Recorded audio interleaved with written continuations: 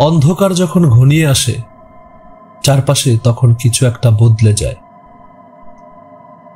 বাতাস ভারী হয়ে ওঠে, সময় থমকে দাঁড়ায়, আর অনুভব করা যায় কারো অদৃশ্য উপস্থিতি। আসসালামু আলাইকুম বন্ধুরা, স্বাগতম ভূত বাংলোতে, এক রহস্যময় জগতে যেখানে বাস্তব আর অতিপ্রাকৃত হাত ধরাধরি করে চলে। এখানে আমরা শোনাবো সেই সব কাহিনী যা কেবল ঘটনাই নয়, এগুলো বাস্তবের চেয়েও অদ্ভুত, ভয়ঙ্কর আর গা ছমছমে। ডার্ক ফ্রাইডে সিরিজ মানে শুধু এক রাতের গল্প নয়, বরং কোনো একজন মানুষের জীবনে ঘটে যাওয়া একাধিক ভৌতিক, রহস্যময় এবং অশুভ ঘটনার ধারাবাহিকতা, যা এখন থেকে আমরা ধারাবাহিকভাবে প্রতিটি ঘটনা আলাদা আলাদা পর্বে উপস্থাপন করব। প্রতি শুক্রবার আমরা আপনাদের সামনে তুলে আনব এক নতুন অধ্যায়, একটি নতুন আতঙ্ক, এক অজানা ভয়। তাই এখন থেকে শুক্রবার মানেই ডার্ক ফ্রাইডে সিরিজ। আপনাদের কাছেও যদি থেকে থাকে এমন কোনো সিরিজ ঘটনা যা কেবল একটি মুহূর্তের নয়, বরং এক দীর্ঘ আতঙ্কের যাত্রা, তাহলে আপনি চাইলে আমাদের সাথে শেয়ার করতে পারেন। আমাদের ইমেল অ্যাড্রেস bhutbanglo.com@gmail.com। বড় ফাইল হলে গুগল ড্রাইভে আপলোড করে লিংক পাঠাতে পারেন, চাইলে নিজের কণ্ঠে রেকর্ড করেও পাঠাতে পারেন। আমরা ডার্ক ফ্রাইডে সিরিজ শুরু করার সাহস পেয়েছি আপনাদের জন্যই, কারণ আপনারাই আমাদের জন্য ঘটনা সংগ্রহ করেছেন, আমাদের কাছে পাঠিয়েছেন, আর আমাদের এই যাত্রাকে অনুপ্রাণিত করেছেন। বিশেষ করে আমাদের এক বন্ধু, যিনি এক রহস্যময় লোকের প্রায় 20টিরও বেশি ভৌতিক ঘটনা সংগ্রহ করেছেন এবং আমাদের কাছে পাঠিয়েছেন। আর সেখান থেকেই শুরু হলো আমাদের এই নতুন অধ্যায়। এই সিরিজে আমরা তুলে ধরব সেই সব আতঙ্ক যেগুলো এক রাতের নয়, বরং দীর্ঘ এক অভিজ্ঞতার ফলাফল, যেখানে একজন ব্যক্তি তার চারপাশ, তার অতীত এবং অজানা শক্তির মধ্যে চলতে থাকে এক ভয়ঙ্কর লড়াই। তাহলে আপনি আলো নিভিয়ে বসতে প্রস্তুত তো? চলুন শুরু করা যাক ডার্ক ফ্রাইডে সিরিজের প্রথম ঘটনা।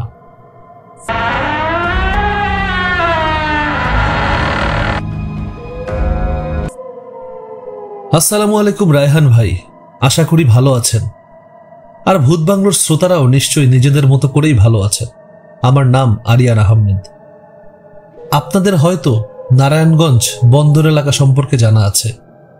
আমি সেখানকারই মানুষ, তবে গত 5 বছর ধরে আমি কাজ করছি কাজাকিস্তানে। এখানে আমাদের সঙ্গে অনেক বাঙালি থাকলেও অন্যান্য দেশের তুলনায় আমাদের সংখ্যা খুবই কম। আমরা যারা এখানে কাজ করি তারা একে অপরের সঙ্গে ভালোই সময় কাটাই। তবে আমার সবচেয়ে কাছের একজন সহকর্মী হলো ওয়াসিউল হুদা, কিন্তু সবাই তাকে হুদা বলেই ডাকে।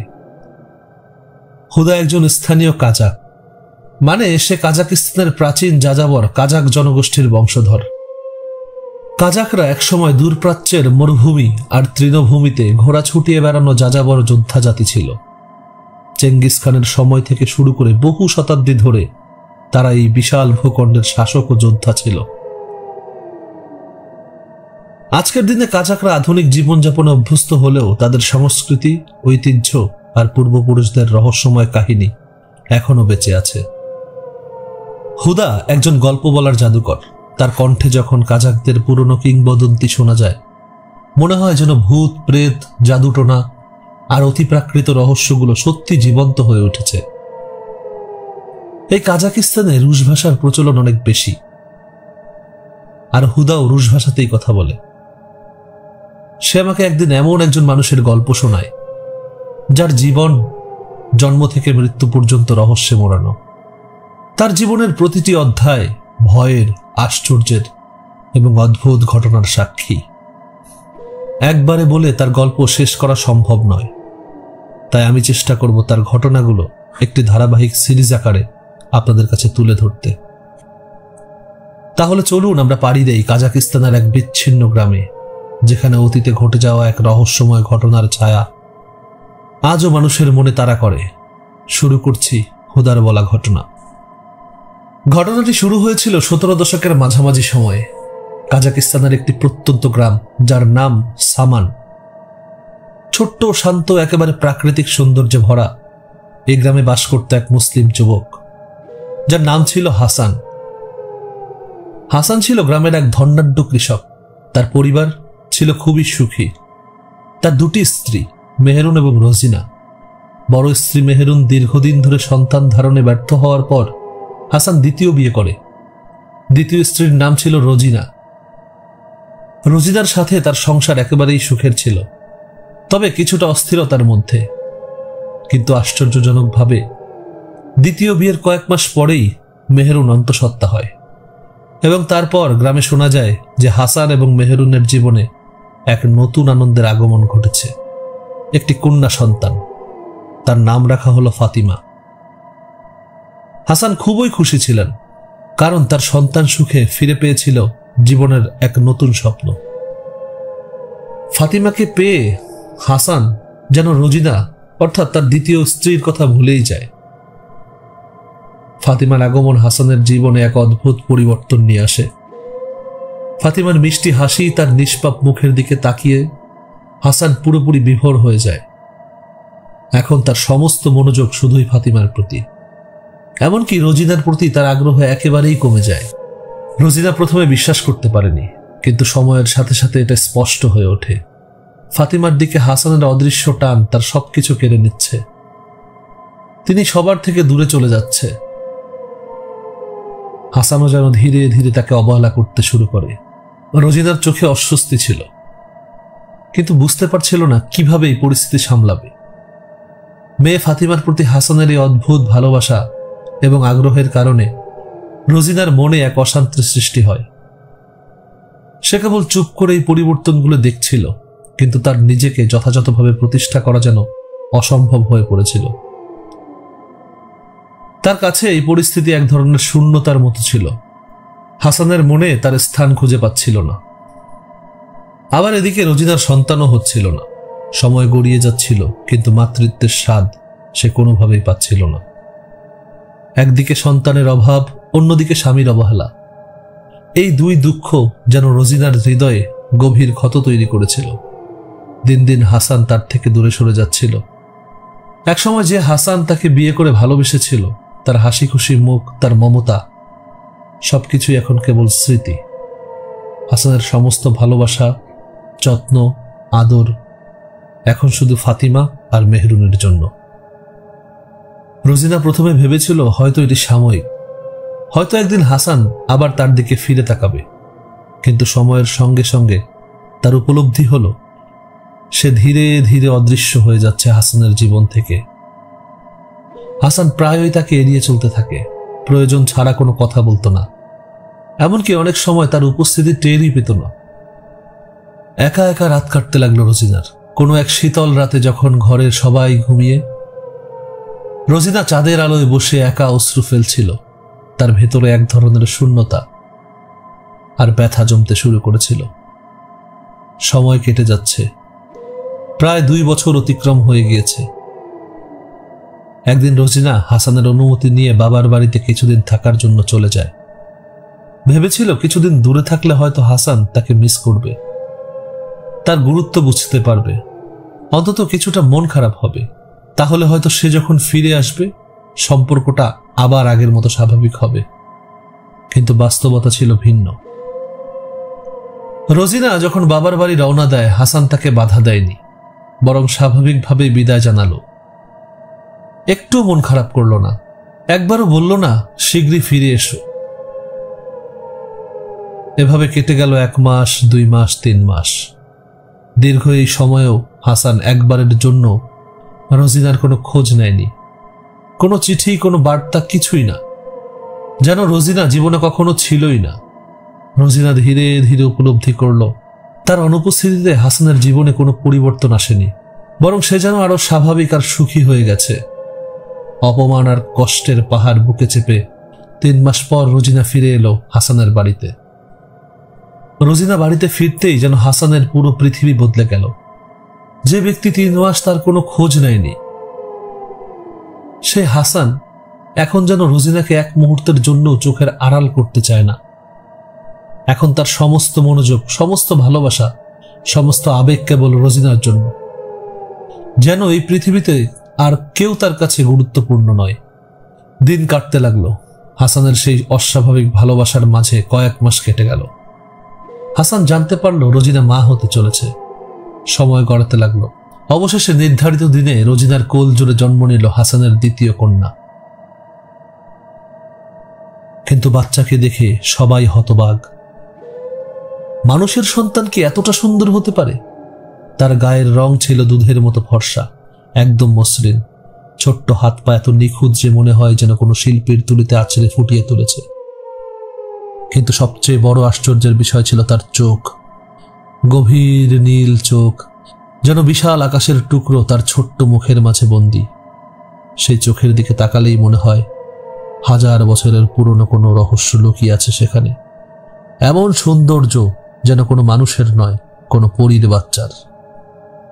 এই বাচ্চাকে পেয়ে যেমন হাসান তেমনি বাড়ির সবাই খুব খুশি হয়। শিশুটির প্রতি তাদের ভালোবাসা যেন সীমাহীন ছিল। সবাই মিলে নাম রাখল তার আজরা। ধীরে ধীরে আজরা বড় হতে লাগলো। তার হাসি, তার কথা, তার ছোট্ট ছোট্ট চলাফেরা সবই যেন মায়ায় ভরা ছিল। আজরার জন্মের পর থেকেই হাসানের জীবন আবার স্বাভাবিক হয়ে গেল।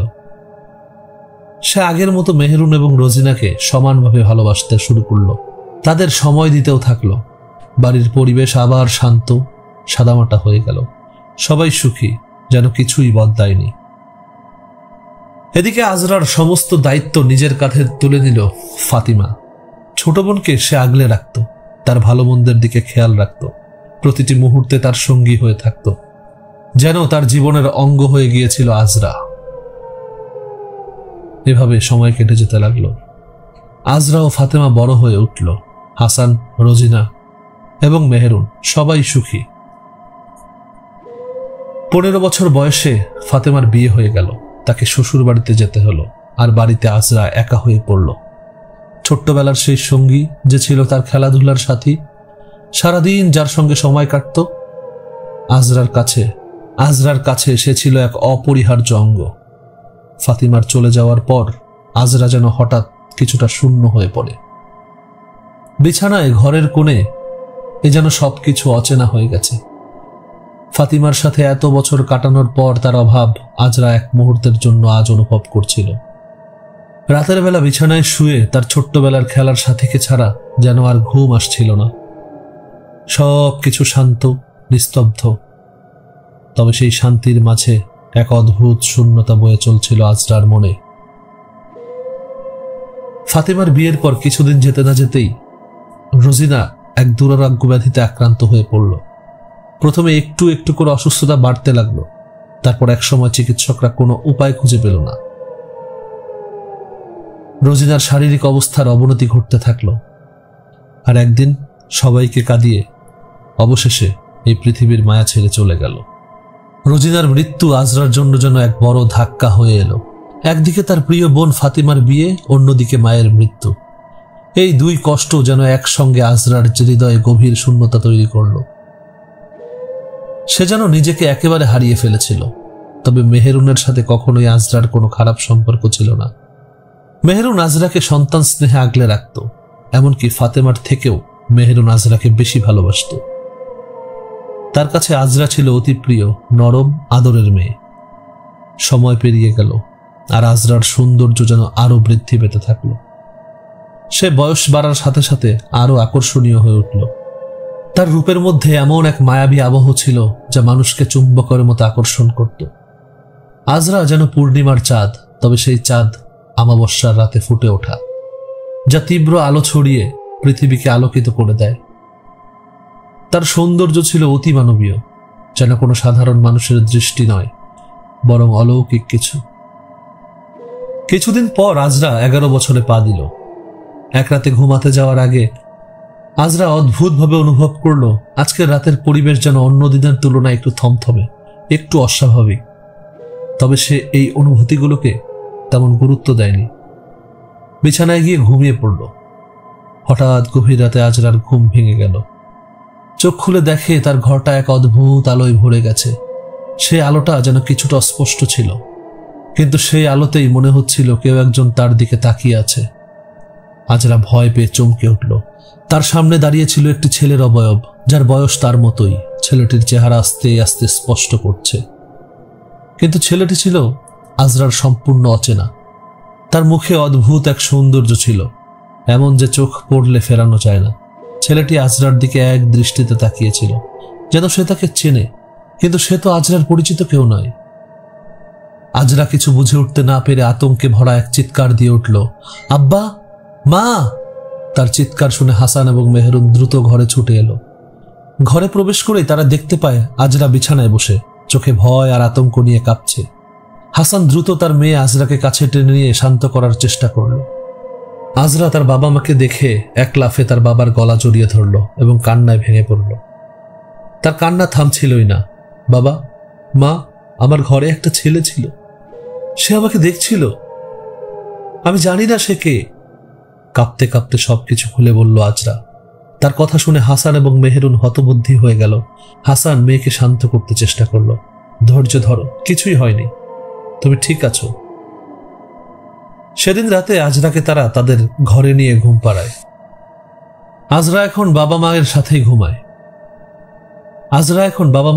ঘুমায় এবং বেশ কিছুদিন এভাবেই চলতে থাকে। তবে অদ্ভুত ব্যাপার হলো, আর কোনো অস্বাভাবিক ঘটনা ঘটল না এবং কেউ কোনো পরিবর্তনও লক্ষ্য করল না। সময় গড়াতেই আজরার মনেও সেই ভয় এবং আতঙ্কের ছাপ ধীরে ধীরে মুছে যেতে লাগলো। তার জীবনে আবার স্বাভাবিকতা ফিরে আসলো, তাই সে আবার নিজের রুমে ঘুমাতে শুরু করে। তবে হাসান এবার প্রায় প্রতি রাতে নিজের মেয়ে আজরার ঘরে উকি দিয়ে খোঁজ নিত।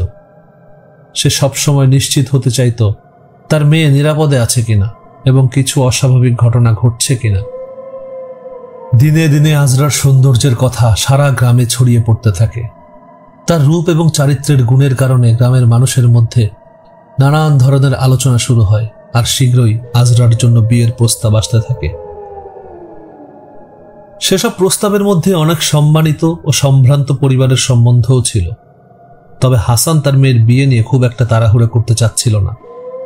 সে সবকিছু সতর্কতার সাথে ভাবতে চাইত, তবে সম্বন্ধ আসাও বন্ধ হচ্ছিল না। একদিন এক সম্ভ্রান্ত পরিবারের পক্ষ থেকে বিয়ের প্রস্তাব আসে। সেই পরিবারটি তৎকালীন সময়ে ছিল খুবই ধনী, আর তাদের একমাত্র ছেলে ছিল। ওই ছেলের দানে ধনে কোনো অভাব ছিল না এবং তারা যেন আজরার মতো সুন্দরী একটা মেয়েকে খুঁজছিল। মেহেরুন হাসানকে বলে, এটা একটা খুব ভালো প্রস্তাব, আমাদের মেয়ের জন্য এত ভালো সম্বন্ধ ছেড়ে দেয়া কি উচিত হবে? হাসান কিছুটা দ্বিধায় পড়ে যায় আর বলে, মেয়ের সাথে কথা বলে উত্তর দেব। এটা ছিল হাসানের এক ধরনের রাজি হওয়ার মতো আচরণ, যদিও সে পুরোপুরি নিশ্চিত ছিল না। কিন্তু যেদিন হাসান তার মেয়ের বিয়ে নিয়ে প্রায় রাজি, ঠিক সেদিনই একটা ভয়ঙ্কর ঘটনা ঘটে। যে ছেলের সাথে আজরার বিয়ের প্রস্তাব এসেছিল, সে হঠাৎ করেই এক ভয়াবহ অ্যাক্সিডেন্টে পড়ল। তার পা ভেঙে গেল আর বিয়েটি বাতিল হয়ে গেল। এভাবেই যখনই বিয়ের প্রস্তাব আসত বা হাসান ও তার মেয়ে বিয়ের জন্য রাজি হতো, ঠিক তখনই কোনো না কোনোভাবে আজরার বিয়ে ভেঙে যেত। মাঝে মাঝে দুর্ঘটনা, মাঝে মাঝে অনাকাঙ্ক্ষিত পরিস্থিতি, আর কখনো হয়তো কিছু অজানা শক্তির ছোঁয়া। এটা যেন এক ধরনের অদৃশ্য বাধা হয়ে দাঁড়াতো। তবে এই ঘটনাগুলো কেউ অলৌকিক বা অতিপ্রাকৃত হিসেবে ভাবত না। সবাই ভাবত হয়তো একটা সাধারণ দুর্ঘটনা অথবা কিছু খারাপ পরিস্থিতি। কেউ এ ব্যাপারে কোনো গভীর চিন্তা করত না এবং কেউ তা সম্পর্কিত কোনো অস্বাভাবিক কিছু মনেও করত না। একদিন রাতে বরাবরের মতোই মেয়ের ঘরে উকি দিয়ে মেয়ের খোঁজ নিচ্ছিল হাসান, কিন্তু সেদিন সে যা দেখল তাতে যেন তার শরীর পাথরের মতো শক্ত হয়ে গেল। ঘরের মধ্যে এক অদ্ভুত পরিবেশ, এক ধরনের সাদা আলো ছড়িয়ে পড়েছে যা পুরো ঘরটাকে এক মিষ্টি আলোয় ভরিয়ে তুলেছে। সেই সাদা আলোতে আবছা আবছা দেখতে পেল এক অচেনা ছেলের অবয়ব, যে ছিল আজরার বয়সী। ছেলেটি এক দৃষ্টিতে আজরার দিকে তাকিয়ে আছে। ঘরের মধ্যে সে অদ্ভুত সাদা আলো আর ছেলেটির উপস্থিতি হাসানকে এক ধরনের অস্বস্তি আর ভয় দিয়ে ঘিরে ফেলেছিল। সেদিন হাসান বুঝতে পারল তার মেয়ের ঘরে যা ঘটেছে তা একেবারেই সাধারণ কিছু নয়। তার মেয়ের সাথে ঘটা ঘটনার কথা তার মনে পড়ে যায়। সেদিন ঠিক এই কথাই আজরা তাদেরকে বলেছিল। মনের মধ্যে হাজারো প্রশ্ন উকি মারছিল, এটা কি? কেন এই ছেলে আজরার পাশে দাঁড়িয়ে আছে? আর এই সাদা আলো কোথা থেকে এলো? হাসান অস্থিরভাবে ধীরে ধীরে আজরার ঘরের দিকে এগিয়ে যায়। দূর থেকেই মেয়ের দিকে তাকায়। আজরা গভীর ঘুমে ডুবেছিল। হাসানের এগিয়ে যাওয়ার শব্দে হঠাৎ করেই ঘরে যেন স্বাভাবিক পরিস্থিতি ফিরে আসে। ছেলেটি তার চোখের সামনে অদৃশ্য হয়ে যায়। এই পরিস্থিতিতে হাসান কি করবে বুঝে উঠতে পারছিল না। চুপচাপ কিছুক্ষণ দাঁড়িয়ে থেকে হাসান মেয়েকে ডাক দেয়। মেয়েকে কোলে নিয়ে তার ঘরে চলে যায়। পরদিন সকালে হাসান মেহেরুনকে সবকিছু খুলে বলে। মেহেরুন সব শুনে কিছুক্ষণ চুপচাপ থাকে। তারপর বলে, তাহলে আমাদের মেয়ে আজরাকে আজ থেকে আমাদের ঘরেই রাখবো, তাকে একা আর এক মুহূর্ত থাকতে দেব না। এরপর থেকে আজরা তার বাবা মায়ের সাথে থাকতে শুরু করে। হাসান আর মেহেরুন আজরাকে সযত্নে আগলে রাখে। আজরার দিন কাটতে লাগলো হই হুল্লোড় আর দুষ্টমিতে। সারা গ্রাম তাকে মাথায় করে রাখত, যেন এক ছোট্ট রাজকুমারী। তার হাসি আর খেলার শব্দ গ্রামটিকে যেন এক নতুন প্রাণ দিত। একদিন সন্ধ্যার দিকে যখন সূর্যটা পশ্চিমে হেলে পড়েছিল এবং আকাশে মেঘ জমেছিল, আজরা বাড়ি ফেরার জন্য রাস্তা ধরল। এমন সময় হঠাৎ করে কিছু এক অদ্ভুত ঘটনা ঘটে। আজরা হেঁটে যেতে যেতে অনুভব করে কেউ তাকে অনুসরণ করছে। সারা গ্রাম যেন এক নিঃশব্দে ডুবে গেছে, শুধু বাতাসের হালকা শো শো শব্দ শোনা যাচ্ছে। ঠিক তখনই পেছন থেকে একটি দুর্বল কিন্তু স্পষ্ট ডাক শোনা যায়, আজরা। আজরা এবার পেছনে ঘুরে তাকায়। তার সামনে দাঁড়িয়ে আছে একটি ছেলে। তার বয়স প্রায় আজরার বয়সী। ছেলেটির চোখে কিছু ছিল, যেন এক অদ্ভুত মায়া, এক ধরনের নীরব আকর্ষণ যা আজরাকে অজানা এক দৃষ্টিতে আবদ্ধ করে ফেলে। তার চেহারার মধ্যে এক ধরনের রহস্য লুকানো, যেন সে এখানকার কেউ নয়। তার মুখে ছিল এক অজানা কিন্তু মিষ্টি হাসি, যেটি আজরার মনে এক ভীষণ অদ্ভুত অনুভূতি তৈরি করে। আজরা কাঁপা কাঁপা গলায় বলে, কে তুমি? তোমার বাড়ি কোথায়? এই গ্রামে তোমাকে তো আগে দেখিনি। ছেলেটি মৃদু হাসে এবং তার চোখের দৃষ্টি আরো গম্ভীর হয়ে ওঠে। সে কিছুক্ষণ চুপচাপ থাকে, যেন কিছু একটা ভাবছে। ছেলেটি বলে, তুমি আমাকে চেনো না, কিন্তু আমি তোমাকে চিনি। আমার বাড়ি এখান থেকে একটু দূরে, আমি তোমাকে প্রায় দেখি। আজকে হঠাৎ কথা বলতে ইচ্ছে হলো। ছেলেটি বলে, আমার নাম খুবাইব। আজরা একটু অবাক হয়ে ছেলেটির দিকে তাকায়, কিন্তু তার মধ্যে কোনো অদ্ভুত কিছু অনুভব করে না, বরং সে বেশ স্বাভাবিকভাবে কথা চালিয়ে যায়। কিছুক্ষণ একে অপরকে দেখে, তারা বেশ স্বাভাবিকভাবেই কথা বলতে থাকে। আজরা অবাক হয়ে ভাবতে থাকে, এমনটা কিভাবে সম্ভব? কখনো না দেখা ছেলে এত সহজেই তার সঙ্গে বন্ধুত্বের মতো আচরণ করছে। তাদের সময়টা বেশ ভালো কাটছিল। তাদের মধ্যে এক অদ্ভুত বন্ধুত্বের সূচনা হতে থাকে। তারা সহজভাবেই হাসি ঠাট্টা আর কথা বলতে থাকে। কিন্তু সময় চলে যাওয়ার সাথে সাথে বাড়ির দিকে ফিরে আসতে থাকে আজরা। বাড়ির কাছে আসতেই ছেলেটি আবার মিষ্টি করে বলে, ঠিক আছে, তুমি যদি কালকে এদিকে আসো তাহলে দেখা হবে আবার। ছেলেটিকে বিদায় দিয়ে আজরা বাড়িতে ফিরে আসে। বাড়িতে গিয়ে সে তড়িঘড়ি করে বাবা মাকে সব ঘটনা খুলে বলে, আজকে পাশের গ্রামের একটা ছেলের সাথে আমার বন্ধুত্ব হয়েছে। হাসান ও মেহরুন একে অপরের দিকে তাকায়, কিছুটা চিন্তা করে বলে, তুমি তো বড় হচ্ছ, এখন থেকে এভাবে বাড়ির বাইরে ঘোরাফেরা না করে বাসাতেই থেকো। ছেলেদের সাথে বন্ধুত্ব আর খেলাধুলা খুব ভালো নয়, আর তুমি তো এখন বিয়ের বয়সে পৌঁছেছ। আজরা কিছুটা অবাক হলেও তারা যা বলছে তা গুরুত্ব দিয়ে শোনে। সেদিন থেকে যেন তার জীবনটাও একটু বদলে যায়। কিছুদিনের মধ্যে আজরা এমনভাবে পরিপক্ক হয়ে ওঠে যেন তার মধ্যে একটা অদ্ভুত শীতলতা চলে আসে। প্রতিদিন খোবাইবের সাথে কথা বলে, খেলাধুলা করে, যেন তার জন্য নতুন একটা অভ্যাস হয়ে ওঠে। তবে এদিকে বাড়িতে বিয়ের প্রস্তাব আসতে থাকে এবং দিন তারিখও ঠিক হয়ে যায়। হাসান ও মেহরুন বেশ খুশি ছিল। তবে এবার আর কোনো দুর্ঘটনা ঘটল না। বিয়ে একদম নির্ধারিত সময়ে ঠিকঠাক হয়ে গেল। আজরা খোবাইবের সঙ্গে দেখা করে তাকে জানায় তার বিয়ে ঠিক হয়ে গেছে। খোবাইব কেবল মৃদু হেসে তার দিকে তাকিয়ে থাকে, কিছু বলে না। এদিকে বাড়িতে বিয়ের প্রস্তুতি চলছে জোরে সোরে। আনন্দে উৎসবে মুখরিত চারিদিক। অবশেষে সেই প্রতীক্ষিত দিন। বরযাত্রীরা আসছে, বাড়ি ভর্তি অতিথি, সবার চোখে আনন্দের ঝিলিক। কিন্তু হঠাৎ করে আকাশের রং বদলায়, শুরু হয় ঝড়ো বাতাস। মেঘ গর্জে ওঠে প্রচণ্ড শব্দে। মুহূর্তের মধ্যেই নামে প্রবল বৃষ্টি, আর সেই সঙ্গে তুমুল বজ্রপাত। এক বিকট শব্দের সঙ্গে সঙ্গে বজ্রপাত আঘাত হানে, আর নিমিষেই মৃত্যু ঘটে বরের। সুখের বাড়িতে মুহূর্তের মধ্যে নেমে আসে শোকের ছায়া। পুরো গ্রাম স্তব্ধ হয়ে যায়। কিন্তু এবার আর ঘটনাটি কেবল দুর্ঘটনা বলে কেউ উড়িয়ে দিতে পারে না। সবাই একে একে আগের ঘটনাগুলো মনে করতে থাকে। আজরার বিয়ের কথা উঠলেই কোনো না কোনো অঘটন ঘটে। কেউ ফিসফিস করে বলে, আগে দুর্ঘটনা ঘটেছে, কিন্তু এবার তো বরই মারা গেল। গ্রামের মানুষ এখন সন্দেহ করতে শুরু করে, আজরার জীবন কি সত্যি কোনো অজানা অভিশাপের শিকার? হাসান ও মেহেরুন মেয়েকে নিয়ে গভীর দুশ্চিন্তায় পড়ে যায়। একের পর এক অদ্ভুত ঘটনা আর আজরার ভাগ্যে ঘটে যাওয়া দুর্ঘটনাগুলো তাদের মনে এক প্রকার ভয় ঢুকিয়ে দেয়। এদিকে বোনের বিয়ের খবর পেয়ে ফাতিমা বেড়াতে এসেছে বাবার বাড়িতে।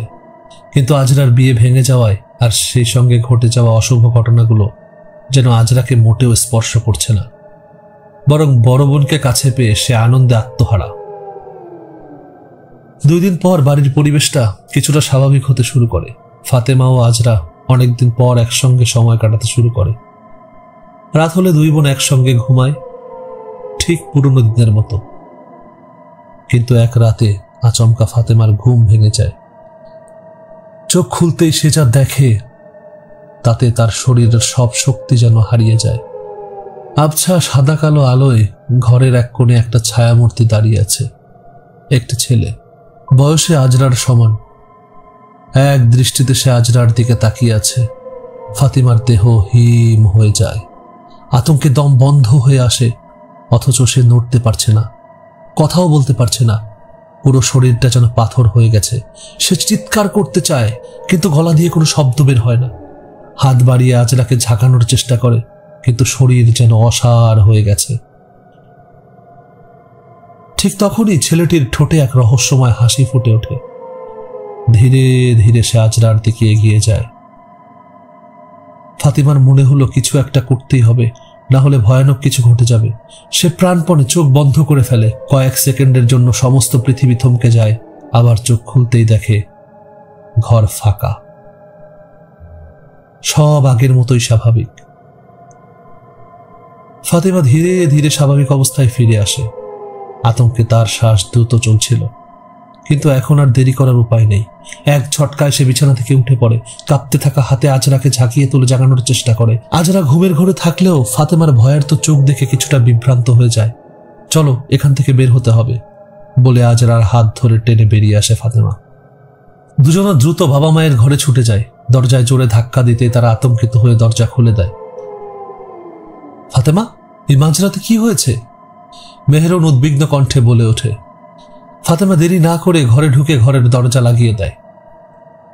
এরপর কাঁপা কাঁপা কণ্ঠে বলে, এই বাড়িতে কিছু একটা আছে মা। আজরার ঘরে আমি কিছু দেখেছি। তার কথা শুনে হাসান ও মেহেরুন ভুরু কুঁচকে তাকায়। কি দেখেছিস? হাসান এবার গম্ভীর স্বরে জানতে চায়। ফাতেমা এক নিঃশ্বাসে পুরো ঘটনা খুলে বলে।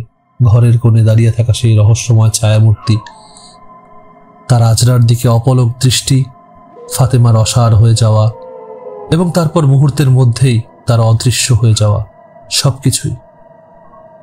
ফাতেমার কথা শুনে মেহেরুন আতঙ্কে মুখ চেপে ধরে।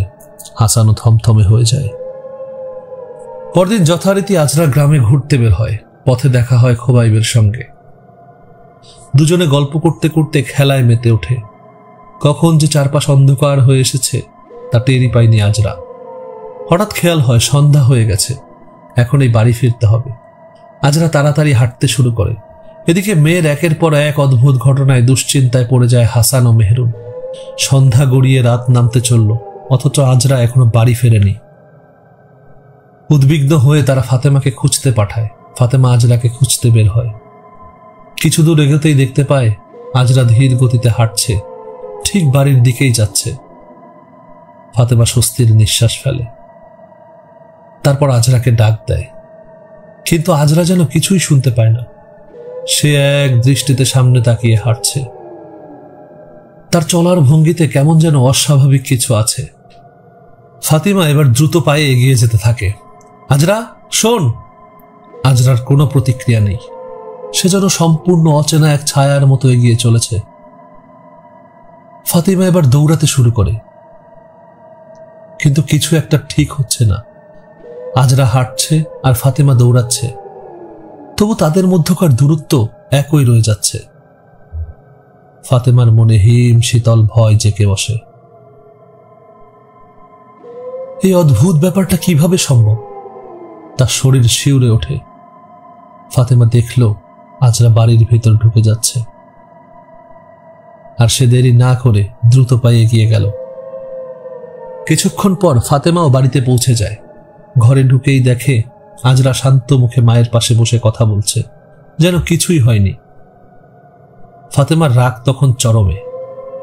সে এক ঝটকায় আজরার সামনে গিয়ে চড়াও হয়। তোকে এতবার ডাকলাম, তুই একবারও দাঁড়ালি না, শুনতেও পেলি না, আর এত দেরি করলি কেন? আমাদের তোকে খুঁজতে বের হতে হলো। ফাতিমার চোখে বিস্ময়, রাগ আর উদ্বেগ একসঙ্গে ঝরে পড়ছিল। কিন্তু এবার আজরা যা বলল তা শুনে ফাতিমা একদম থমকে গেল। শরীরের সমস্ত শক্তি যেন মুহূর্তেই হারিয়ে গেল। মুখ শুকিয়ে ফ্যাকাশে হয়ে গেল। ফাতিমা কাঁপা কাঁপা গলায় বলল, কি কি বলছিস তুই? আজরা অবাক হয়ে বলে, কেন? তুই এভাবে কাঁপছিস কেন? তোর আমাকে খুঁজতে যাওয়া লাগবে কেন? প্রতিদিনের মতো আজকেও খোবাই বাবাকে বাড়ি পর্যন্ত দিয়ে গেছে। আমরা একসাথেই তো এসেছি। ফাতিমার শির দ্বারা বেয়ে ঠান্ডা স্রোত নেমে গেল। সে তো আজরাকে একাই আসতে দেখেছে, তার সঙ্গে তো কেউ ছিল না। তাহলে আজরা কার কথা বলছে? কে ছিল আজরার সঙ্গে? ফাতিমার গলা শুকিয়ে গেল, গায়ের লোম দাঁড়িয়ে গেল, আর মনে হলো যেন পুরো বাড়িটা হিম শীতল হয়ে উঠেছে। ফাতিমার এক মুহূর্তে দেরি না করে ছুটে যায় বাবার কাছে। শ্বাস কাঁপছে, গলার শব্দ আটকে আসছে, তবু জোর করেই বাবাকে সব খুলে বলে। হাসান মনোযোগ দিয়ে শুনে, কিন্তু একটিও কথা বলে না। হাসানের মুখ কঠিন হয়ে যায়, চোখ দুটো চিন্তায় গভীর হয়ে ওঠে। কিছুক্ষণ চুপচাপ বসে থেকে ধীরে ধীরে বলে, এই বিষয়ে আজরাকে এখনই কিছু বলিস না, আমি নিজে ওর সাথে কথা বলবো। কিন্তু তার নিজের মনেই যেন অজানা এক ভয় দানা বেঁধেছে। আজরার সাথে কি ঘটছে? আর কে সে যে প্রতিদিন আজরাকে বাড়ি দিয়ে যায়? পরদিন সকালে হাসান আজরাকে ডাকে। তার চোখে কিছুটা সন্দেহ আর উদ্বেগ। তুমি যে তোমার বন্ধুর কথা বলেছিলে, তাকে একদিন আমাদের বাড়িতে নিয়ে এসো, হাসান আজরাকে বলে। আজরা মিষ্টি হাসিতে উত্তর দেয়, কে? খোবাইব তো? প্রতিদিনই তো আমাকে বাড়ি পর্যন্ত এগিয়ে দিয়ে যায়, আমি না হয় আজকে নিয়ে আসবো। হাসান কিছুক্ষণ চুপচাপ থাকে, তারপর খুব শান্ত স্বরে বলে, আজকে তোমার বাইরে যাওয়ার দরকার নেই, অন্য একদিন নিয়ে আসবে। আজরা কোনো প্রশ্ন না করে হাসি মুখে মাথা নেড়ে চলে যায়। কিছুদিন পর হাসানের বাড়ি ফিরতে ফিরতে সন্ধ্যা হয়ে যায়। বাড়িতে এসে সে আজরার খোঁজ করে। ফাতেমা পানি এগিয়ে দিয়ে বলে, আজরা তো এখনো বাড়ি ফেরেনি। হাসান উত্তেজিত হয়ে বলে, তোমাদেরকে তো বলেছি আজরা যেন বাড়ি থেকে বের না হয়, আর এখন সন্ধ্যা হয়ে গেছে, এখনো বাড়ি ফেরেনি। তোমরা কেউ খোঁজ নাওনি? হাত মুখ ধুয়ে ফাতিমাকে বলে, যা আজরাকে খুঁজে নিয়ে আয়। ফাতিমা কিছু না বলেই বাড়ি থেকে বের হতে উদ্যত হয়, কিন্তু তখনই আজরা বাড়িতে পা রাখে। সন্ধ্যা পার হয়ে গেছে, চারপাশ অন্ধকারে ঢেকে গেছে। হাসান তাকে ধমক দিয়ে বলে, বাড়িতে আসতে এত দেরি হলো কেন? আমি তো বলেছিলাম বাড়ির বাইরে না যেতে। আজরা তার চোখে সরলতার সাথে উত্তর দেয়, বাবা, তুমি তো বলেছিলে খোবাইবকে নিয়ে আসতে, ওকে নিয়ে এসেছি, ও বাইরে দাঁড়িয়ে আছে।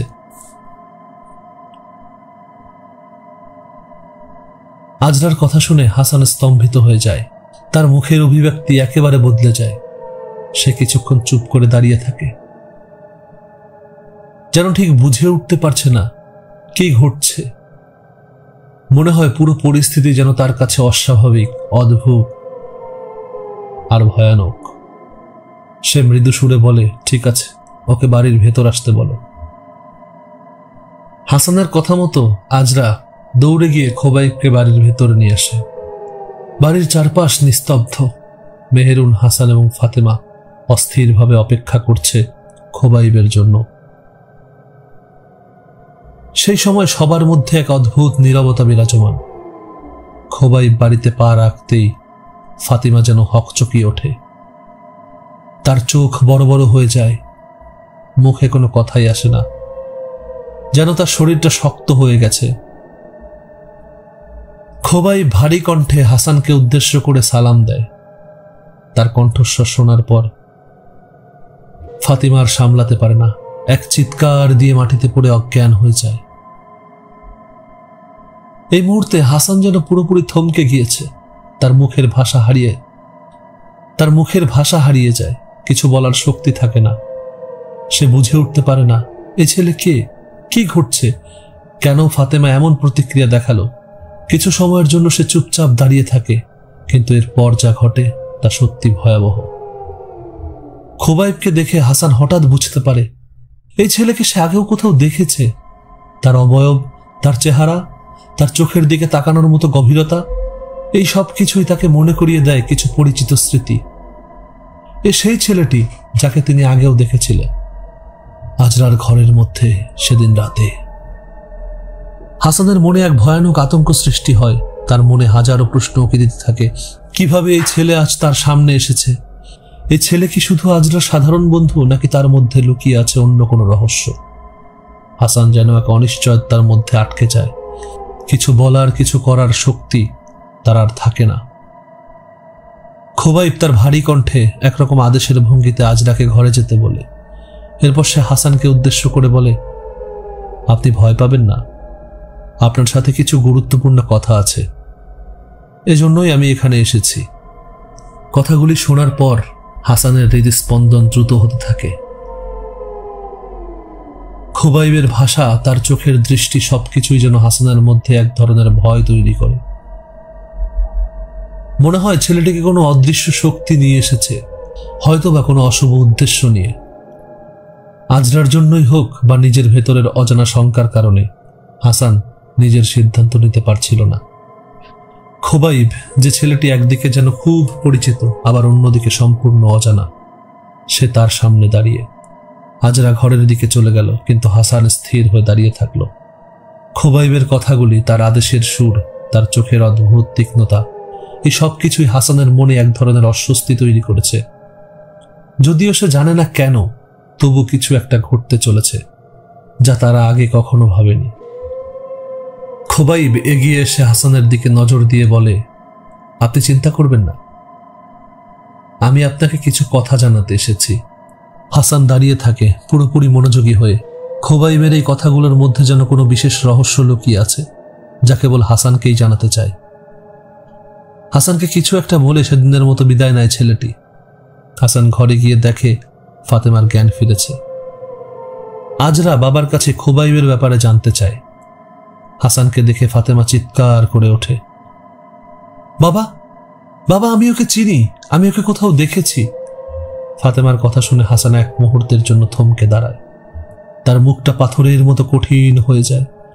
সে দ্রুত ফাতেমাকে থামিয়ে দিয়ে বলে, চুপ কর ফাতিমা। হাসান রীতিমতো চরম এক আতঙ্ক নিয়ে বসবাস করতে থাকে। মনে মনে তার মধ্যে যুদ্ধ চলতে থাকে। তার মাথার মধ্যে একের পর এক প্রশ্ন জেগে ওঠে, কিন্তু সেগুলোর উত্তর সে খুঁজে পায় না। সে জানতো কিছু অদ্ভুত ঘটনার দিকে এগোচ্ছে, কিন্তু সে কিছুই বলতে পারল না। শুধুমাত্র ভয় আর উদ্বেগ তাকে জড়িয়ে ধরল। একদিন রাতে হাসান গভীর ঘুমে ছিল। হঠাৎ স্বপ্নে সে খোবাইবকে দেখতে পায়। খোবাইব তাকে এক অদ্ভুত ও আতঙ্কিত স্বরে বলল, আমি আপনাকে কিছু কথা জানাতে চাই, তবে আপনি যদি আমাকে তাড়ানোর পরিকল্পনা করে থাকেন তবে সেটা আপনার জন্য হবে চরম ভুল। কোনোভাবেই আপনি আমাকে তাড়াতে পারবেন না, তবে আমার কথাগুলো মনোযোগ দিয়ে শুনুন। স্বপ্নের মধ্যেই হাসান থমকে যায়, কোনো কথা বলতে পারে না। তার চোখে অদ্ভুত এক ভয়ের ছায়া চলে আসে। খোবাইব আবার বলল, আমি আপনার মেয়ে আজরাকে বিয়ে করব।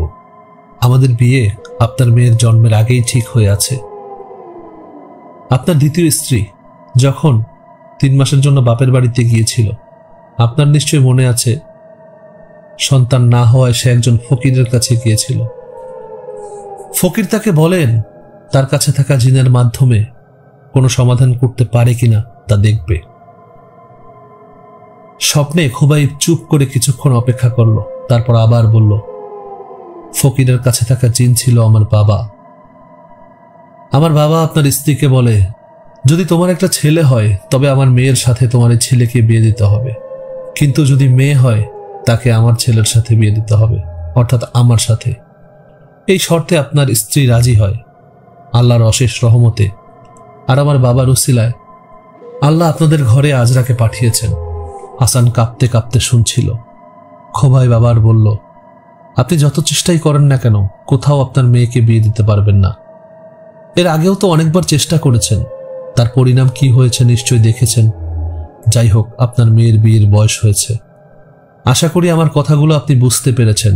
আপনি আজরাকে যত দ্রুত সম্ভব বিয়ের জন্য রাজি করান। এই কথাগুলো বলার পর খোবাইব এক পলক অদৃশ্য হয়ে যায়।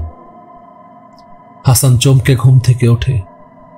সজোরে চোখ মুছতে গিয়ে গা শিউরে ওঠে, যেন কিছুটা অজ্ঞান হয়ে গেছে। ঘরের বাতাসে হঠাৎ তীব্র শীতলতা, যেন পুরনো কোনো অজানা ভয় ছড়িয়ে পড়ে। তার মস্তিষ্কে একের পর এক ভৌতিক অনুভূতি উকি দেয়। ঘরটিতে অন্ধকারের মধ্যে খোবাইবের কণ্ঠস্বর এখনো প্রতিধ্বনিত হচ্ছিল। মনে হচ্ছিল সে কেবল দূরে নয়, সেখানেই কোথাও, হাসানের পাশেই দাঁড়িয়ে। পুরো ঘরটা যেন হাসানের দিকে গভীর চোখে তাকিয়েছিল। কোনো অদৃশ্য শক্তি হাসানকে চোখের পলকে ঘিরে ফেলেছে। তার সমস্ত শরীর হালকা কাঁপছে, গা থেকে ঘাম ঝরছে, আর সে অস্বস্তিতে চিৎকার করে উঠতে চাইছে।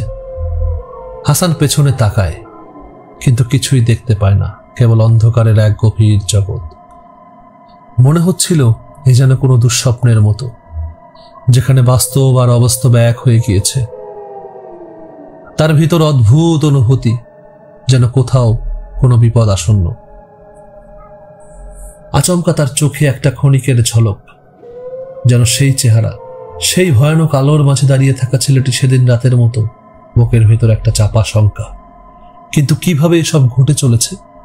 হাসান ঘর থেকে বের হয়ে বাতাসের মাঝে দাঁড়িয়ে থাকে। চারপাশে শূন্যতা ছাড়া আর কোনো কিছুই ছিল না। সবকিছুই মিথ্যে মনে হচ্ছিল, কিন্তু সেই ভয়, সেই শব্দ, সেই উপস্থিতি কিছুই বাস্তবতা থেকে বের হয়ে যায়নি। এক মুহূর্তে হাসান নিজেকে শক্ত করে ধরে রাখার চেষ্টা করলেও তার মনে একমাত্র চিন্তা ছিল, এটা কি বাস্তব? হাসান তার ভেতরের ভয় আর উদ্বেগকে চেপে রেখে মেহেরুন এবং ফাতেমার সাথে বসে এই অস্বাভাবিক ঘটনার বিষয়ে আলোচনা করতে শুরু করে। ঘরটি ছিল নিস্তব্ধ, যেন চারপাশের সমস্ত শব্দ হালকা হয়ে গেছে। হাসানের গম্ভীর মুখ দেখেই ফাতেমা আর মেহেরুন তীব্র দুশ্চিন্তায় পড়ে। হাসান চুপ করে থাকে, চোখে ভয় আর সংকোচের ছাপ স্পষ্ট। কিছুক্ষণ নীরব থাকার পর সে বলে, আমরা যা কিছু করেছি সবই ব্যর্থ হয়েছে। যতবার মেয়ের বিয়ে দেওয়ার চেষ্টা করেছি ততবার কিছু না কিছু বিপদ এসেছে। আজকে রাতে আমি যে স্বপ্ন দেখলাম সেটা আমাকে সত্যি ভাবিয়ে তুলেছে। আজ রাতে সে আমাকে স্পষ্ট বলেছে যে আমাদের মেয়ের ভবিষ্যৎ, তার বিয়ে, সবকিছুই আগে থেকে ঠিক হয়ে গেছে। যে ঘটনা ঘটেছে তা একেবারে বাস্তব, এবং এখন আমার মনে হচ্ছে আমাদেরকে কিছু না কিছু করতেই হবে। মেহরুন কিছুক্ষণ চিন্তা করে বলে, তুমি ঠিক বলেছ, আমাদের কিছু পদক্ষেপ নিতেই হবে। তবে একটা কথা মনে রাখবে, আমরা যদি সত্যি কিছু করতে চাই তাহলে আমাদের উচিত এমন একজন কবিরাজ বা ফকিরের কাছে যাওয়া যে এই ধরনের পরিস্থিতি বুঝতে পারে, এমন কেউ যে আমাদের মেয়ে আজরার জন্য সঠিক পথ নির্দেশ দিতে পারবে। মেহরুনের কথায় হাসান সাহসী হয়ে বলল, ঠিক আছে, তাহলে আমরা কোনো ভালো কবিরাজ বা ফকির খুঁজব যারা এই ধরনের অদ্ভুত পরিস্থিতির সমাধান করতে পারে। তাদের সাহায্য নেব। তিনজনে একমত হয়ে সিদ্ধান্ত নেয় যে যত দ্রুত সম্ভব তারা একজন অভিজ্ঞ কবিরাজ বা ফকিরের সাথে দেখা করবে, যিনি এই ধরনের ভয়ঙ্কর পরিস্থিতি থেকে মুক্তি দিতে পারেন। হাসান শুরু করেছিল তার দ্বিতীয় পক্ষের শ্বশুরবাড়ির এলাকাতে সেই ফকিরের খোঁজ। তার মনে ছিল যদি ওই ফকির সত্যি তার পরিবারের এই অভিশপ্ত পরিস্থিতির সমাধান করতে পারে তবে সেটা তার মেয়ে আজরার ভবিষ্যৎ রক্ষা করতে সাহায্য করবে। কিন্তু তাকে এক বড় ধাক্কা খেতে হয়। কয়েক মাস আগে সেই ফকির, যার সাহায্য নিয়ে তার স্ত্রীর সমস্যা সমাধান হয়েছিল, তিনি মারা গেছেন। তার মৃত্যুর খবর শুনে হাসান হতাশ হয়ে পড়ে। মনে মনে বুঝতে পারে কোনো সহজ পথ আর নেই। তবে হতাশ না হয়ে হাসান অদম্য চেষ্টা চালিয়ে যায়। সে বিভিন্ন জায়গায় খোঁজ করতে থাকে, এমনকি অনেক দূরের গ্রামেও, যেখানে আরেকটি ফকিরের খোঁজ পেতে পারে। 1 মাসেরও বেশি সময় পর একদিন সে একটি ছোট্ট গ্রামে পৌঁছায়, যেখানে এক রহস্যময় ফকিরের নাম শোনা গিয়েছিল। হাসান দ্রুত সেখানে পাড়ি জমায় এবং সেই ফকিরের সন্ধান পায়। ফকিরের কাছে গিয়ে হাসান তার পরিবার এবং মেয়ের সমস্যার কথা খুলে বলে। ফকির গভীর মনোযোগ দিয়ে শুনলেন। এরপর কিছু সময় নীরব থাকার পর ফকির বললেন, আমি তোমাদের সাহায্য করতে পারি, তবে তুমি যা বলছো সেটা অত্যন্ত গুরুত্বপূর্ণ এবং তাৎক্ষণিক সিদ্ধান্ত নিতে হবে। আমি তোমার সাথে যাব, তবে একটা কথা মনে রেখো, এই পথে কিছু ভয়ঙ্কর রহস্য রয়েছে, যা তোমাদের মেয়ে আজরা বুঝতে পারলে আরও বিপদ বাড়তে পারে। হাসান সশ্রদ্ধভাবে মাথা নেড়ে বলল, আপনি শেষ আশার আলো, আপনি যা বলবেন আমি তাই মেনে চলব। ফকির হাসানকে সাথে নিয়ে তার বাড়িতে চলে আয়। ফকির হাসানকে সাথে নিয়ে তার বাড়িতে ফিরে আসেন। সেখানে পৌঁছে তিনি আজরার জীবনের রহস্যপূর্ণ ঘটনাগুলির সমাধান করার জন্য প্রস্তুতি শুরু করে। হাসান আর ফকিরের মধ্যে গভীর আলোচনা চলছিল, কিন্তু সেই সময়ে মেহেরুন এবং ফাতিমা অত্যন্ত সতর্কতার সাথে আজরার অগোচরে রাখতে চেষ্টা করছিল সবকিছু। তারা জানত যে আজরার পক্ষে এসব জানা বিপজ্জনক হতে পারে, তাই তারা বিশেষভাবে আজরার নজর এড়িয়ে কাজ করছিল। ফাতেমা আর মেহেরুন খুবই চিন্তিত ছিল, কারণ তারা বুঝতে পেরেছিল যদি আজরা জানতে পারে যে তার ভবিষ্যৎ ইতোমধ্যে কোনো ফকির দ্বারা নির্ধারিত, তবে তার মানসিক অবস্থা আরো জটিল হয়ে উঠবে। তাই তারা সজাগ হয়েছিল যেন আজরা কিছু না জানতে পারে এবং পরিস্থিতি আর খারাপ না হয়। হুজুর তার কাজ শেষ করে পরের দিন সকালে হাসানকে ডেকে কিছু কথা বললেন। হাসান গভীর হতাশায় ডুবে যায়। ফকিরের কথা শুনে তার মনে এক অদ্ভুত শূন্যতা তৈরি হয়। ফকিরের নির্দেশনা খুব স্পষ্ট, তোমার মেয়ে আজরা যে ভাগ্য থেকে পালাতে চাচ্ছে সে পারবে না। খুবাইবের সাথে তার বিয়ে হবেই, কারণ তার জীবনের পথ আগে থেকেই নির্ধারিত।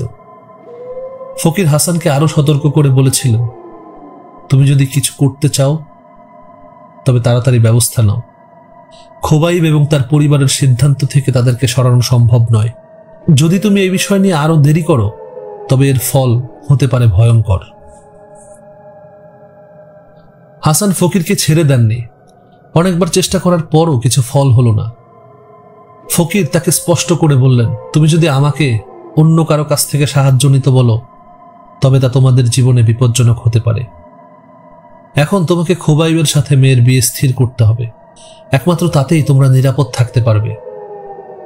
হাসান এসব শোনার পর অসহায়ের মতো মাথা নিচু করে বসে থাকে। তার মনে একের পর এক প্রশ্ন ঘুরপাক খাচ্ছে। কেন তার পরিবার এমন এক অদৃশ্য শক্তির কাছে বন্দী হয়ে আছে? কেন তার মেয়ে আজরার ভাগ্য এত নির্ধারিত, এত বিধ্বংসী?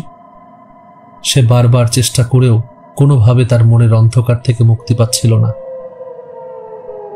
একদিন নিঃশব্দে হাসান সিদ্ধান্ত নেয়, হয়তো তাকে খুবাইবের সাথেই মেনে নিতে হবে, তবে তার মেয়ের ভবিষ্যৎ বাঁচাতে যা যা করা প্রয়োজন সে তার সর্বোচ্চ চেষ্টা করবে। হাসান যতই মনের ভেতর দুঃখ, শঙ্কা এবং অস্থিরতা নিয়ে থাকুক, তাকে তার পরিবারের স্বার্থে সিদ্ধান্ত নিতে হবে। তবে এই সিদ্ধান্তের ফলাফল কি হবে সেটাই এখন বড় প্রশ্ন। ফকির সাহেব হাসানের বাড়িতেই রয়ে গিয়েছেন।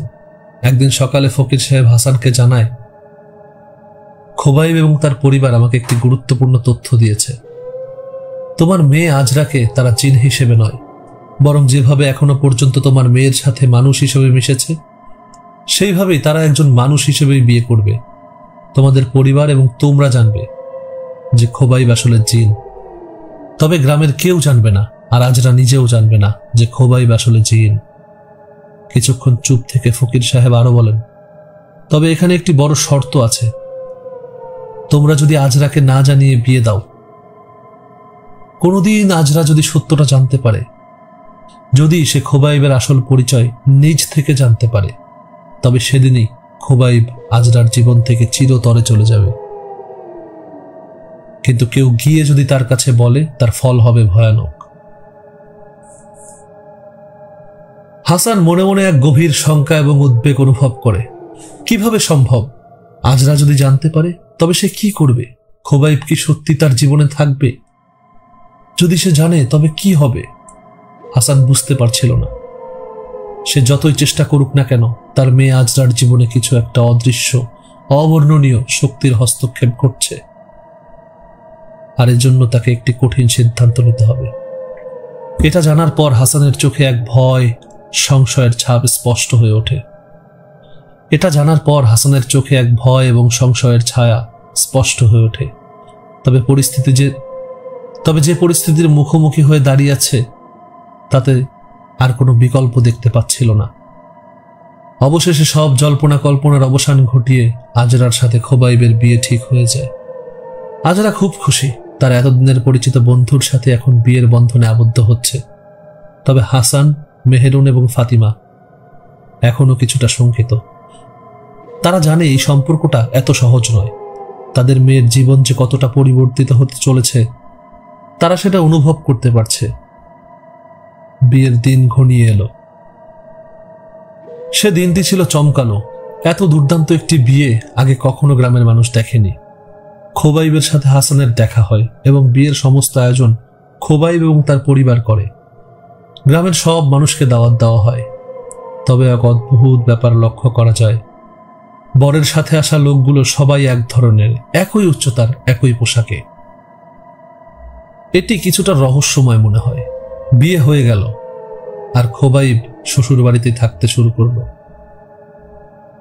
আজরা আর খোবাইব সুখী জীবনযাপন করতে শুরু করে। বাড়ির মধ্যে আর কোনো অশান্তি বা আতঙ্ক রইল না। সবকিছু স্বাভাবিক হয়ে গেল এবং তারা সাধারণ জীবনযাপন করতে লাগলো।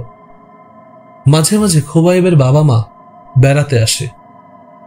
যেহেতু শ্বশুর শাশুড়ি মাঝে মধ্যে তাদের দেখতে আসে, সেই জন্য আজরার কখনো শ্বশুর বাড়িতে যাওয়ার কথা মনেও হয়নি।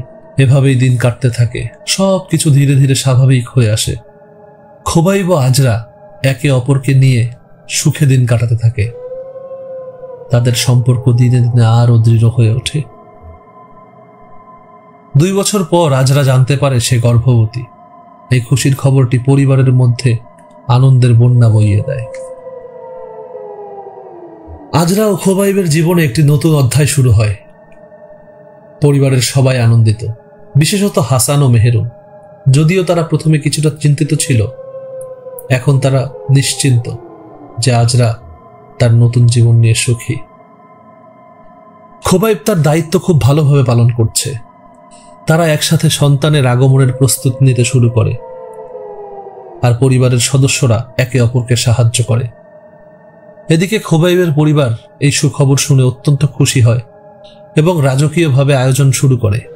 তারা ছেলের শ্বশুর বাড়িতে নানা ধরনের ভালো এবং স্বাস্থ্যকর খাবার পাঠিয়ে দেয়, যাতে তার বউ আজরা সুস্থ এবং সুখী থাকে। খোবাইবের পরিবারের সদস্যরা এতটাই চিন্তিত ছিল যে তারা 2জন সেবিকা পাঠিয়ে দেয়, যাতে আজরার কোনো অসুবিধা না হয়। তারা নিয়মিত তার খাওয়া দাওয়া এবং বিশ্রামের দিকে নজর রাখে, যাতে সে পুরোপুরি সুস্থ এবং ভালো থাকে। আজরা এবং খোবাইব একে অপরের সাথে সময় কাটানোর পাশাপাশি পরিবারের এই সহায়তা, ভালোবাসা অনুভব করে আনন্দিত হয়। এটি একটি নতুন শুরু এবং খোবাইবের পরিবার জানে যে তাদের পরিবারে এই নতুন সদস্যের আগমন আরও আনন্দ এবং সুখ বয়ে আনবে। এই পুরো আয়োজন খোবাইব ও আজরার জীবনে আরও এক নতুন অধ্যায়ের সূচনা করেছে, যা তাদের সুখী এবং শান্তিপূর্ণ জীবন নিশ্চিত করবে। অবশেষে সেই কাঙ্ক্ষিত দিনটি এসে পৌঁছায়। আজরা এক ফুটফুটে ছেলে সন্তানের জন্ম দেয়। সন্তানের মুখটি যেন আজরার মতোই কোমল, সুন্দর, দুধের মতো সাদা ও ফর্সা। তার চোখ দুটি ছিল নীল, যেন আকাশের স্বচ্ছতা নিজের মধ্যে ধারণ করে।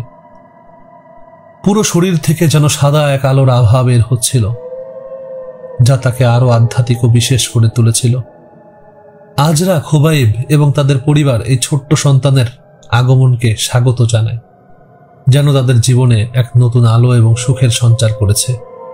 এই মুহূর্তটি তাদের জীবনের সবচেয়ে বিশেষ মুহূর্তগুলোর মধ্যে একটি হয়ে ওঠে এবং তারা জানে এই ছোট্ট শিশুটি তাদের ভবিষ্যৎকে আরো উজ্জ্বল করবে।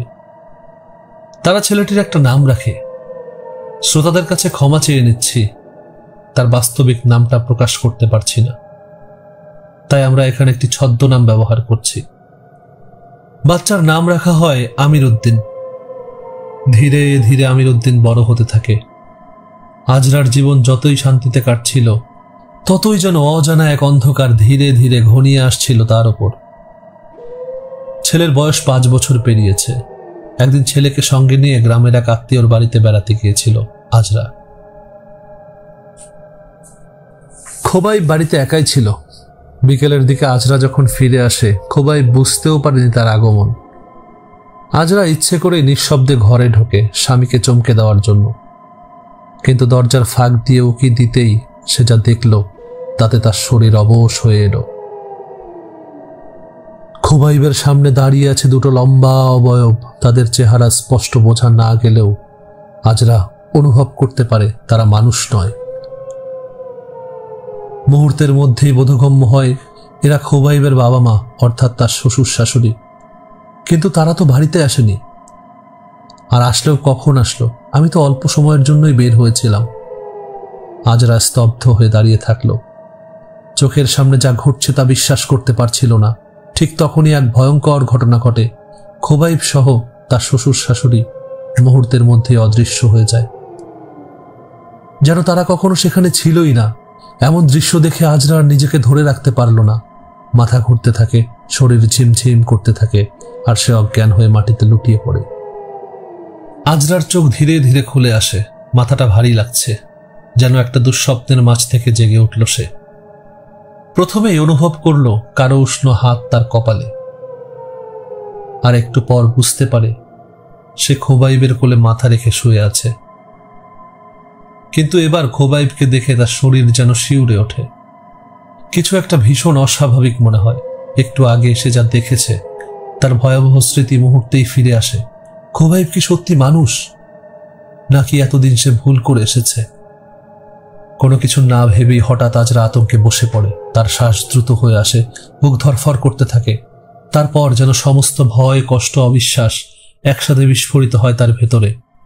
সে বিকট এক চিৎকার দিয়ে ওঠে। তার চিৎকার শুনে পাশের ঘরে থাকা হাসান আর মেহেরুন দৌড়ে আসে।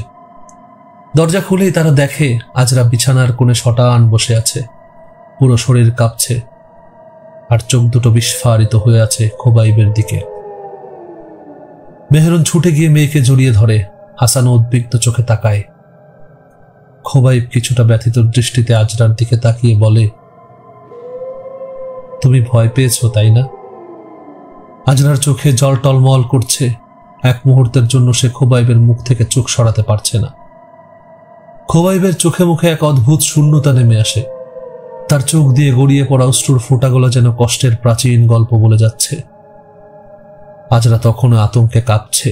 ছেলেকে শক্ত করে জড়িয়ে ধরে বাবার উদ্দেশ্যে বলতে থাকে, বাবা, আমি নিজ চোখে দেখেছি খোবাইব মানুষ নয়। আমি দেখেছি তার বাবা মাকে, তারা হাওয়ার মতো মিলিয়ে গেছে। বাবা, আমাকে জিনের হাত থেকে বাঁচাও। হাসান বাকরুদ্ধ হয়ে নিঃশব্দে বসে পড়ে। তার শরীর যেন জমে গেছে। ফকিরের সেই কথাগুলো প্রতিটি শব্দের মতো মনে পড়ছে। যদি কখনো আজরা নিজ থেকে খোবাইবের সত্যতা জানতে পারে, তাহলে সেদিনই খোবাইব আজরার জীবন থেকে একেবারে চলে যাবে। হাসান আর মেহেরুনের চোখের সামনে দিয়ে যেন ঝড়ের মতো গত কয়েক বছরের স্মৃতি ভেসে যেতে থাকে। আজরার ছোটবেলা, খোবাইবের সঙ্গে তার বন্ধুত্ব, তাদের বিয়ে, সংসার, ছোট্ট আমির উদ্দিনের জন্ম, সব। আজরা, খোবাইবের গলা কাঁপছে। আজরা ভয়ে কুঁকড়ে যায়, কিন্তু সে তার স্বামীর দিকে সরাসরি তাকায়। খোবাইবের চোখে পানি। আস্তে আস্তে হাসতে থাকে, একরকম বেদনার হাসি। তারপর ধীরে ধীরে বলে, আমি জানতাম এই দিন একদিন আসবে। আমি জানতাম তুমি যখন সত্য জানতে পারবে, তখন আর আমার এখানে থাকার অধিকার থাকবে না। খোবাইব এবার সন্তানের দিকে তাকায়। তারপর হাসানকে দেখে। শেষবারের মতো চারপাশে তাকিয়ে সেই ভালোবাসার মানুষগুলোকে দেখতে থাকে, যাদের সঙ্গে এতদিন মানুষ হয়ে থেকেছে। তারপর ধীরে ধীরে খোবাইবের শরীরটা যেন কুয়াশার মতো হালকা হতে থাকে। তার দেহ থেকে আলো বের হয়ে আসছে, ধীরে ধীরে মিশে যাচ্ছে বাতাসে।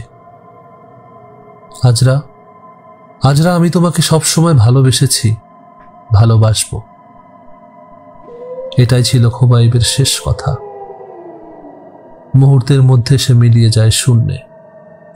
হাসান আর মেহেরুন দেরি করল না, আজরাকে সমস্ত ঘটনা একেবারে প্রথম থেকে খুলে বলল। শুনতে শুনতে আজরার শরীর কাঁপতে লাগলো, তার চোখে বিস্ময় ছড়িয়ে গেল। সে স্তব্ধ হয়ে গেল কিছুক্ষণের জন্য, তারপর হঠাৎ করে যেন বুক ফাটা কান্না বেরিয়ে এলো। তোমরা তো আগে থেকেই জানতে, তাহলে আমাকে কেন কিছু বলনি? কেন আমাকে এই মিথ্যার মধ্যে রেখে দিলে? সে হাহাকার করে বলল, আমি তো বুঝতে পারিনি। আমি শুধু আমার ভালোবাসাকে দেখেছি, তার যত্ন, তার স্নেহ দেখেছি। সে জিন হলেও তো আমাকে সত্যিকারের ভালোবেসেছে। তাহলে কেন তাকে আমার কাছ থেকে ছিনিয়ে নেওয়া হলো? তাহলে কেন তাকে আমার কাছ থেকে ছিনিয়ে নেওয়া হলো? তার গলা ধরে এলো, দম বন্ধ হয়ে আসছিল। কান্নার দমকে বলে উঠল, আমার স্বামীকে এনে দাও, আমি ওকে ছাড়া বাঁচব না। হাসান আর মেহেরুন অসহায়ের মতো একে অপরের দিকে তাকিয়ে থাকে। তাদের মেয়ে একেবারে ভেঙে পড়েছে, কিন্তু তারা জানে এই ব্যথার কোনো সমাধান নেই। হাসান কিছুই বুঝে উঠতে পারছিল না, কোথায় যাবে, কি করবে। কোনো কুলকিনারা খুঁজে পাচ্ছিল না। একমাত্র ভরসা ছিল সেই ফকির, যিনি একসময় খোবাইবের পরিবারের সঙ্গে কথা বলতে পেরেছিলেন। ফকিরের কাছে গিয়ে সব খুলে বলতেই তিনি একটা দীর্ঘশ্বাস ফেললেন। আমি তো আগেই বলেছিলাম, ওরা সিদ্ধান্ত নিয়ে নিয়েছে, এটা বদলানোর ক্ষমতা আমার নেই। আজরা ততক্ষণে বুক ফাটা কান্নায় ভেঙে পড়েছে। ছোট্ট আমিরুদ্দিন নিষ্পাপ চোখে মায়ের কান্না দেখছিল। কিছুই বুঝতে পারছিল না, শুধু শক্ত করে মায়ের হাত ধরে রেখেছিল। আজরা ফকিরের পায়ের কাছে গিয়ে কাঁদতে কাঁদতে বলে, হুজুর, হুজুর, দয়া করুন, ওর সঙ্গে একটা বার আমার কথা বলার সুযোগ করে দিন। আমি ওকে ফিরে পেতে চাই। ফকিরও চেষ্টা করলেন। দিনের পর দিন, রাতের পর রাত ধ্যান করে যোগাযোগ করার চেষ্টা করলেন, কিন্তু কোনোভাবেই খোবাইবের সঙ্গে সংযোগ স্থাপন করা গেল না। অবশেষে বহু চেষ্টার পর একদিন সবকিছু বদলে গেল। খোবাইবের পরিবার হাজির হলো, কিন্তু তারা যে সংবাদ নিয়ে এলো তা হাসান, মেহেরুন এবং আজরার জন্য মেনে নেওয়া অত্যন্ত কঠিন হয়ে উঠল। খোবাইবের বাবা বলেছে, খোবাইবকে আমরা মানুষের জগৎ থেকে চিরতরে সরিয়ে নিয়েছি। সে এখন এমন এক জগতে যেখান থেকে ফিরে আসার কোনো উপায় নেই। তিনি এক মুহূর্তে থমকে আবার বললেন, তবে যেহেতু আজরা আমাদের পরিবারের সদস্য, আমাদের ছেলের বউ, তাই আমরা তাকে আমাদের জগতে নিয়ে যেতে চাই। তবে যদি একবার সেখানে যায়, আর কখনো ফিরে আসতে পারবে না। ফকির সাহেবের কাছে এই কথাগুলো শুনে আজরা এক মুহূর্ত দেরি না করে বলে উঠল, আমি যাব, আমি আমার স্বামীর কাছে যাব। হাসান, মেহেরুন, ফাতিমা সবাই তাকে বোঝানোর চেষ্টা করল, কিন্তু কিছুতেই আজরার মন পরিবর্তন হলো না। শেষ পর্যন্ত ফকির সাহেব দ্বিধাগ্রস্ত কণ্ঠে বললেন, ঠিক আছে, তবে একটা শর্ত আছে। তারা আজ থেকে ঠিক 13 মাস পর তোমাকে নিতে আসবে। এই সময়ের মধ্যে যদি তোমার সিদ্ধান্ত বদলায়, তাহলে তুমি থেকে যেতে পারবে, কিন্তু যদি ওই দিন তাদের সঙ্গে যাও, তাহলে আর কোনোদিন তুমি ফিরে আসতে পারবে না। আজরার সামনে দুটো ভিন্ন জগৎ, একটা তার পরিবার আর একটা তার ভালোবাসা। কিন্তু কোনটা বেছে নেবে সে, সেটাই এখন সবচেয়ে বড় প্রশ্ন। 13 মাস পর গভীর রাতে ফকির সাহেব ধ্যানে বসেন। তার পাশে দাঁড়িয়ে থাকে হাসান, মেহেরুন, আজরা ও ছোট্ট আমিরুদ্দিন। কিছুক্ষণ পর ঘর ভর্তি ধোঁয়া ছড়িয়ে পড়ে, আর সেই ধোঁয়ার মধ্যে থেকে ধীরে ধীরে 3টি অবয়ব দৃশ্যমান হয়, খোবাইব, তার বাবা ও তার মা।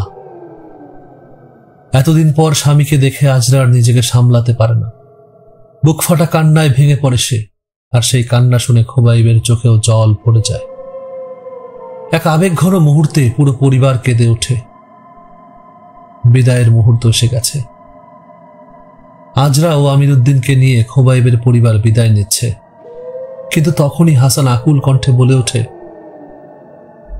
আজরা চলে যাচ্ছে, খোবাইব তো আগেই চলে গিয়েছে, অন্তত আমার নাতিকে রেখে যান। তখন খোবাইবের বাবা শান্ত গলায় উত্তর দেন, চিন্তা করবেন না, আমিরুদ্দিনের বয়স যখন 18 বছর হবে তখন আমরা তাকে ফিরিয়ে দেব। সে এই পৃথিবীতে অনেক বড় কাজ করবে, তার নাম হবে ইতিহাসে। তাকে আমরা ধর্মীয় শিক্ষায় শিক্ষিত করব এবং তার মধ্যে যে জিন জাতির অংশ রয়েছে তা নিয়ন্ত্রণে রেখে তাকে শক্তিশালী করে তুলব। সেই শক্তি কাজে লাগিয়ে সে সারা দুনিয়ায় মানুষের উপকার করবে। সে হবে এক উচ্চমার্গীয় সাধক, কিন্তু তার উপযুক্ত প্রস্তুতির জন্য আমাদের সঙ্গেই থাকতে হবে। সময় হলে সে ফিরে আসবে। এই বলে সবাই একসাথে অদৃশ্য হয়ে যায় আর চিরতরে হারিয়ে যায় আজরা। অনেক বছর পেরিয়ে যায়, হাসান আর মেহেরুনের বয়সও বেড়ে গিয়েছে, কিন্তু তাদের অপেক্ষা ফুরোয়নি। তারা এখনো প্রতিদিন গুনে গুনে দিন পার করে। কখন তাদের নাতি ফিরে আসবে? বয়সের ভারে বছর গোনার শক্তিটাও কমে গিয়েছে। এক রাতে দুজনে পাশাপাশি বসেছিল, হঠাৎ ঘরটা যেন আলোয় ঝলমল করে ওঠে। সে আলোর মধ্যে তারা চমকে তাকিয়ে দেখে দুজন ব্যক্তি দৃশ্যমান হচ্ছে। একজন বৃদ্ধ, তার সঙ্গে এক তাগড়া যুবক। হাসানের স্মৃতির ঝাঁপি খুলে যায়। সে আবছা মনে করতে পারে সেই কণ্ঠস্বর। খোবাইবের বাবা সামনে এসে বলেন, আমাদের চিনতে পারছেন? আমি খোবাইবের বাবা, আর এ হলো আমার নাতি আমিরুদ্দিন। ওর শিক্ষা সম্পূর্ণ হয়েছে। আপনাদের মেয়ে ভালো আছে। সে আরো 2 সন্তানের মা হয়েছে, এক ছেলে এক মেয়ে। আল্লাহর অশেষ রহমতে সবাই ভালো আছেন। এরপর তিনি গভীর গলায় ঘোষণা করেন, আমি আমার নাতিকে আপনাদের কাছে রেখে যাচ্ছি। আজ থেকে সে পরিচিত হবে সাধক আমিরুদ্দিন নামে। সারা দুনিয়া তাকে জানবে আমিরুদ্দিন ফকির হিসাবে। তবে সে কখনো বিয়ে করতে পারবে না, তার ভিতর জিনের অংশ রয়েছে। সে যদি বিয়ে করে তাহলে সেই জিনের অংশ প্রবাহিত হতে থাকবে। সে জিন, ভূত, কালো জাদু, অশরীরী শক্তির বিরুদ্ধে লড়াই করবে এবং মানুষের উপকার করবে। এই কথা বলে খোবাইবের বাবা অদৃশ্য হয়ে যান, কিন্তু রেখে যান তার উত্তরসূরিকে, এক মহাপুরুষ, সাধক আমিরুদ্দিন ফকিরকে। প্রিয় শ্রোতা বন্ধুরা, আপনারা কি ভাবছেন যে ঘটনাটি এখানেই শেষ? না, এটি তো শুরু মাত্র। আমিরুদ্দিন ফকিরের জীবনের এক নতুন অধ্যায় শুরু হয়ে গেল। জন্ম হয়েছে আমিরুদ্দিন ফকিরের, কিন্তু তার জীবন কেবল শুরু হয়েছে। সে পৃথিবী জুড়ে কত জায়গায় গিয়েছে, কত শক্তির বিরুদ্ধে লড়াই করেছে, কত অশুভ শক্তিকে পরাজিত করেছে। এসব ঘটনা এখনো বাকি। তার জীবনের সবচেয়ে বড় অংশ এখনো শোনা হয়নি। তার ভবিষ্যৎ যাত্রা, সংগ্রাম, শত্রুর সাথে তার যুদ্ধ এবং জয়, এ সব কিছুই আপনাদের জন্য শীঘ্রই পাঠাবো ইনশাআল্লাহ। তবে সবশেষ জানিয়ে রাখি, আজকের পর্বটা শেষ হলেও ঘটনা কিন্তু এখনো শেষ হয়নি, বরং নতুন এক অধ্যায়ের শুরু। ভূত বাংলোর কাছে শীঘ্রই তার পরবর্তী কাহিনীগুলো শোনার জন্য অপেক্ষা করুন। সবাই ভালো থাকবেন, সুস্থ থাকবেন, আর আমাদের প্রবাসীদের জন্য দোয়া করবেন। আল্লাহ হাফেজ। ডিয়ার লিসেনার্স, আজকের এই রহস্যময় গল্প এখানেই শেষ। কিন্তু সত্যি কি সব শেষ? না, বরং এ তো কেবল শুরু। আমিরুদ্দিন ফকিরের জীবন এক রহস্যে ঘেরা অধ্যায়। তার প্রতিটি বাঁকে লুকিয়ে আছে ভয়, অদ্ভুত অভিজ্ঞতা আর অশুভ শক্তির বিরুদ্ধে তার ভয়ঙ্কর লড়াই। আপনি কি জানতে চান তার পরবর্তী অভিযানগুলো? কেমন শত্রুর মুখোমুখি হতে হয়েছিল তাকে, আর তার শেষ পরিণতি বা কি হয়েছিল? এই সকল প্রশ্নের উত্তর একে একে জানার জন্য ভূত বাংলোর সঙ্গেই থাকুন। আর যদি আপনার চারপাশে ঘটে থাকে কোনো অদ্ভুত ঘটনা, তাহলে আমাদের সাথে শেয়ার করুন। লিখে পাঠান bhutbanglo.com@gmail.com এই ঠিকানায়, অথবা আপনার ভয়ঙ্কর অভিজ্ঞতার রেকর্ড পাঠিয়ে দিন আমাদের কাছে। হয়তো আপনার পাঠানো ঘটনাই হবে আমাদের পরবর্তী পর্বের রহস্য। নতুন নতুন ভৌতিক কাহিনী শুনতে ভুলবেন না। মিস্টিক মানডে, প্রতি সোমবার এক নতুন অলৌকিক ঘটনা, রহস্যময় অভিজ্ঞতা আর অজানা জগতের কাহিনী। প্রতি শুক্রবার আসবে আমাদের ডার্ক ফ্রাইডে সিরিজ, যেখানে থাকবে সিরিজ ভিত্তিক ভয়ঙ্কর সত্য কাহিনী। সাবস্ক্রাইব করুন ভূত বাংলো, আর অজানা আতঙ্কের এক নতুন দুনিয়ায় প্রবেশ করুন। রহস্যের দরজা খুলতে চান? তাহলে অপেক্ষা করুন, কারণ পরবর্তী গল্প হতে পারে আরো বেশি অন্ধকার, আরো বেশি ভয়ঙ্কর। আসছে শীঘ্রই।